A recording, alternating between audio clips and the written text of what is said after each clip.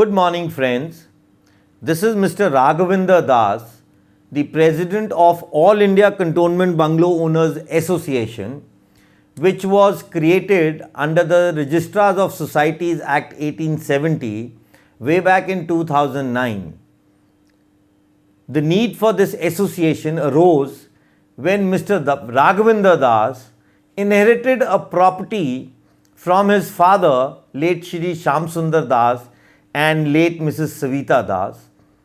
Bungalow number 102, survey number 356, Mall Road, Ambala, Kent.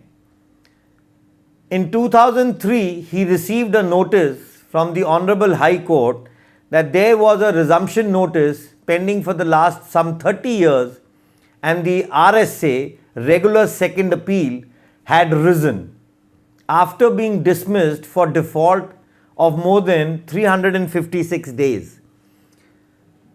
Mr. Das at that time visited his local president, Mr. Rajkumar, tried to garner some information about what resumption meant or what cantonment bungalows were originally. He was absolutely blank about anything called old grant or something like admission deeds. He knew nothing about cantonment laws. I will not hesitate that I was unable to spell cantonment laws or cantonment correctly. But one thing rose into me as a slightly educated man, that my forefathers had moved into the cantonment way back in 1902 with a bagichi called Pope Sinki Bagichi, and they were the Jagirdars of village Shahpur. I started digging into the records and I happened to meet Major Deepak Chauhan, who had dug in some records and some gazetteers of Ambala plus India and army manuals from the library of the Corps Headquarter, Ambala. With the help of these books, we started joining in people like Mr. Deepak Agarwal and Mr. Sandeep Jain, Mr. Raj Kumar, who had already done a research on some sort of a topic way back in 2003 when there was a notice of some kind of a mass resumption. I understood slightly by 2004 that we all in these 57 cantonments which have been inherited by the British, by independent India, were basically treated as old grant bungalows or OGBs, what the army called us. I started that what has happened with me, the tremor, the shock I could face in 2004 with my loneliness and nobody to support me and even guide me, I decided at that very minute that I will dig into the research and formulate a data bank which finally took a shape of an association in 2009.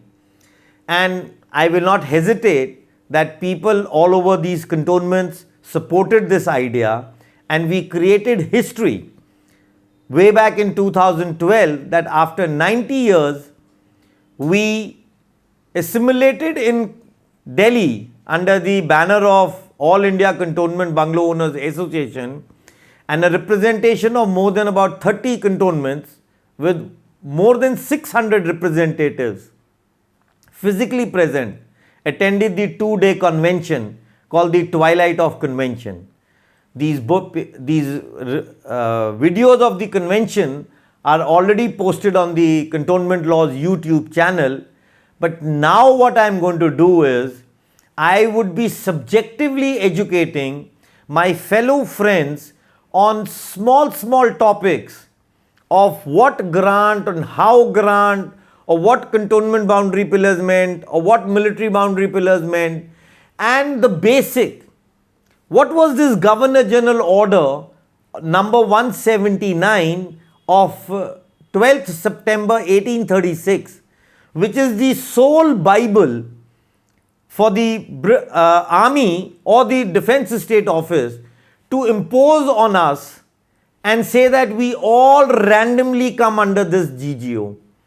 So there are a lot of topics which I have dug in from 1601, how Britishers put their foot, how things happened, how 3 British armies were independent, how they amalgamated in 1898, how further these Governor General orders were subjected to local notifications, how these present stations, which are civil stations, were called military stations, what were the areas which were in military and what were the areas which were in civil.